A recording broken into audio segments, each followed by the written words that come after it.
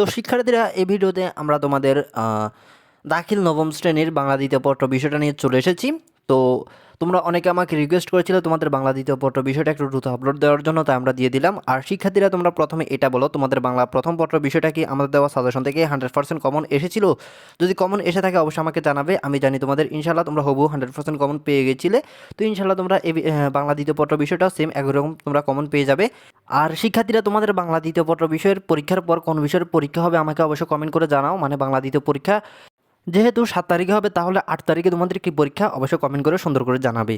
তো শিক্ষার্থীরা, তোমরা যদি এরকম তোমাদের বাংলা দ্বিতীয় পত্র বিষয়ের মতো বাংলা প্রথম বাংলা দ্বিতীয় এই সকল বিষয়ের মতো তোমরা সবগুলো বিষয় তোমাদের বাকি রয়েছে, এরকম সবগুলো বিষয় তোমরা যদি পেতে চাও এবং তোমাদের বার্ষিক পরীক্ষার বিষয়গুলো তোমরা যদি এরকম করে পেতে চাও, তাহলে তোমাদের কি করতে হবে? তাহলে তোমরা এখন বর্তমানে যে ভিডিওটা দেখতেছো ওই ভিডিওর তোমরা নিজ বরাবর একটু খেয়াল করো। এখানে তোমরা সাবস্ক্রাইব লেখা একটা কালো বাটন তোমরা নিশ্চয়ই দেখতে পাচ্ছ।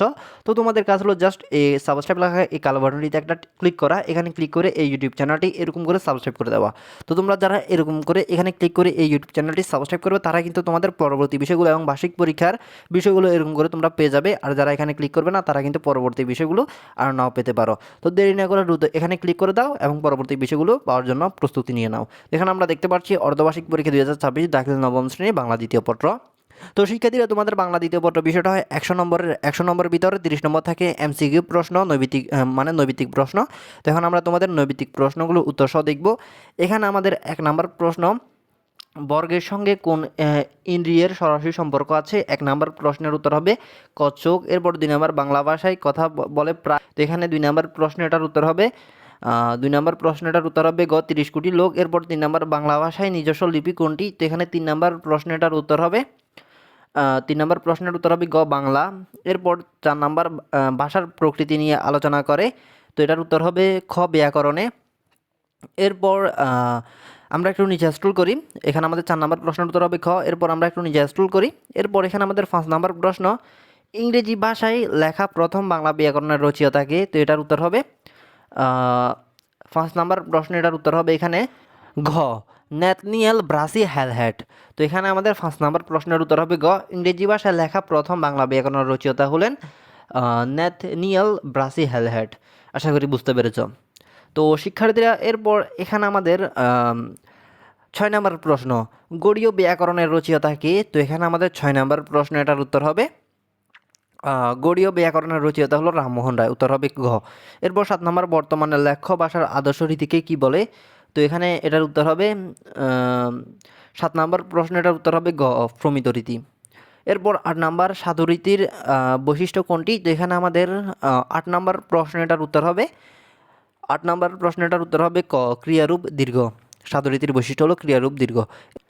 এরপর এখানে আমাদের 9 নম্বর প্রশ্ন, বাংলায় মৌলিক স্বরধ্বনি কয়টি? তো এখানে আমাদের 9 নম্বর প্রশ্ন, এটার উত্তর হবে 9 নম্বর প্রশ্ন, এটার উত্তর হবে এখানে আমাদের খ 7টি। বাংলায় মৌলিক স্বরধ্বনি হলো 7টি। এরপর 10 নম্বর, ধ্বনির প্রতীককে বলা হয়? তো এখানে 10 নম্বর প্রশ্ন, এটার উত্তর হবে 10 নম্বর প্রশ্ন, এটার উত্তর হবে এখানে ঘ বর্ণ। ধ্বনির মৌলিক প্রতীককে বলা হয় বর্ণ। এরপর 11 নম্বর, বাংলা কার বর্ণের সংখ্যা? তো এখানে এটার উত্তর হবে খ 10টি। বাংলা কার বর্ণের সংখ্যা হলো 10টি। এরপর এখানে 12 নম্বর প্রশ্ন, কোনটি বাকযন্ত্র? তো এখানে 12 নম্বর প্রশ্ন, এটার উত্তর হবে খ ফুসফুস। ফুসফুস হলো একটি বাকযন্ত্র। তো শিক্ষার্থীরা, এরপর এখানে 13 নম্বর, বাকযন্ত্রের মধ্যে সবচেয়ে সচল ও সক্রিয় প্রত্যঙ্গ কোনটি? তো এটার উত্তর হবে 13 নম্বর প্রশ্ন, এটার উত্তর হবে এখানে ঘ জীব। জীব হলো সবচেয়ে সচল ও সক্রিয় প্রত্যঙ্গ অঙ্গ। আশা করি বুঝতে পেরেছ। এরপর এখানে আমাদের 14 নম্বর প্রশ্ন, স্বরেয়া উচ্চারণে সময় ঠোঁটের উন্নতি কেমন? তো এখানে আমাদের 14 নম্বর প্রশ্নের উত্তর হবে 14 নম্বর প্রশ্নটার উত্তর হবে স্বরেয়া উচ্চারণের সময় ঠোঁটের উন্নতি হবে বিবৃত। এরপর এখানে আমাদের 15 নম্বর প্রশ্ন, বাংলা স্বরবর্ণের উপর চন্দ্রবিন্দু ব্যবহার করা হয় কি বোঝাতে? তো এখানে এটার উত্তর হবে ঘ অনুনসিকতা। অনুনসিকতা বোঝাতে ব্যবহার করা হয়। এরপর এখানে আমাদের ফার্সিক ব্যঞ্জনধ্বনির উদাহরণ কোনটি? তো এখানে আমাদের 16 নম্বর প্রশ্ন, এটার উত্তর হবে ক ল। ফার্সিক ব্যঞ্জনধ্বনির উদাহরণ হলো ল। আশা করি বুঝতে পেরেছ। তো শিক্ষার্থীরা, এরপর এখানে আমাদের 17 নম্বর প্রশ্ন, কম্পিত ব্যঞ্জনের উপস্থিতি আছে কোন শব্দে? তো এখানে এটার উত্তর হবে গ চানাচুর। চানাচুর এই শব্দটি উচ্চারণ করার সময় শব্দের একটু কম্পন হয়, তোমরা খেয়াল করো, চানাচুর। আশা করি বুঝতে পেরেছ। এরপর 18 নম্বর প্রশ্ন, ব ফলার উচ্চারণ নেই কোন শব্দে? তো এখানে আমাদের 18 নম্বর প্রশ্নের উত্তর হবে ঘ শ্বশুর। এরপর এখানে 19 নম্বর প্রশ্ন, কোন বর্ণটির নিজস্ব কোনো ধ্বনি নেই? তো এখানে এটার উত্তর হবে ঘ ইয়। ইয় এই শব্দটির কোনো নিজস্ব ধ্বনি নেই। আশা করি বুঝতে পারছো, উত্তর হবে ঘ। এরপর 20 নম্বর প্রশ্ন, শব্দ যখন বাক্যে ব্যবহৃত হয় তখন তাকে কি বলে?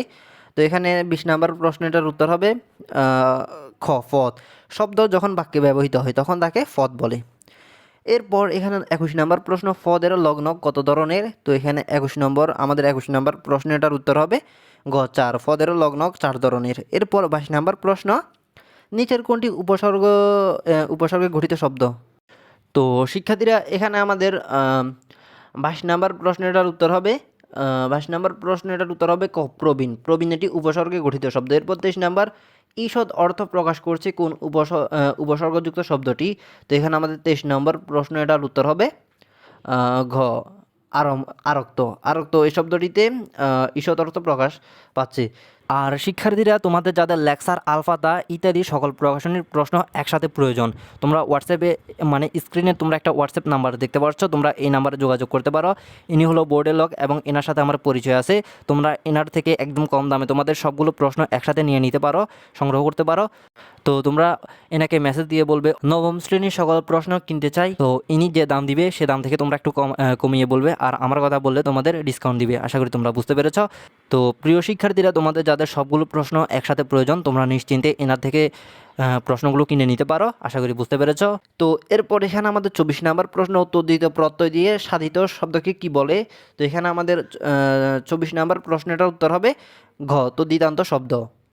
এরপর এখানে আমাদের 25 নম্বর প্রশ্ন, নিচের কোন শব্দটি উহা প্রত্যয়যোগে গঠিত? তো এখানে আমাদের 25 নম্বর প্রশ্নটার উত্তর হবে ঘ পড়ুয়া। পড়ুয়া এই শব্দটি উহা প্রত্যয়যোগে গঠিত। তো শিক্ষার্থীরা আশা করি বুঝতে পেরেছ। এরপর এখানে আমাদের 26 নম্বর প্রশ্ন, অর্থের প্রাধান্যের ভিত্তিতে বাংলা সমাস কত প্রকার?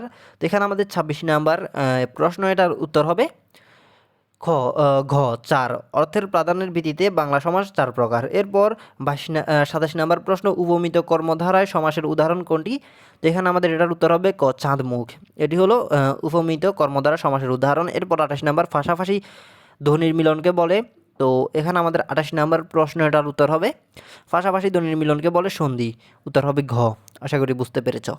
তো শিক্ষার্থীরা, এরপর এখানে আমাদের 29 নম্বর প্রশ্ন, সরিউ যোগ সরিউ সরিয়া যোগ সরিউ সরিয়া সমান অসূত্রে সূত্রের উদাহরণ কোনটি?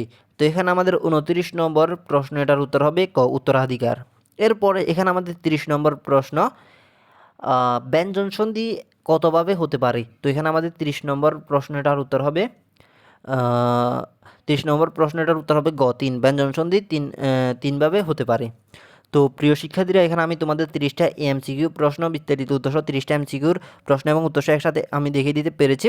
আর শিক্ষার্থীরা, এখানে তোমাদের যদি কোনো প্রশ্নের উত্তর ভুল মনে হয় তাহলে তোমরা অবশ্যই চেক করে নিবে। এখানে আমি তোমাদের দ্রুত প্রশ্নগুলো তো দেখিয়ে দিলাম, এখানে হয়তো আমারও ভুল হতে পারে, তবে আমি শিওর না। তো এখানে যদি কোনো ভুল পাও আমাকে অবশ্যই জানাবে। আশা করি এখানে নির্ভুল আছে সবগুলা, তাও তোমরা চেক করে নিবে, চেক করলে দোষ কি? হ্যাঁ।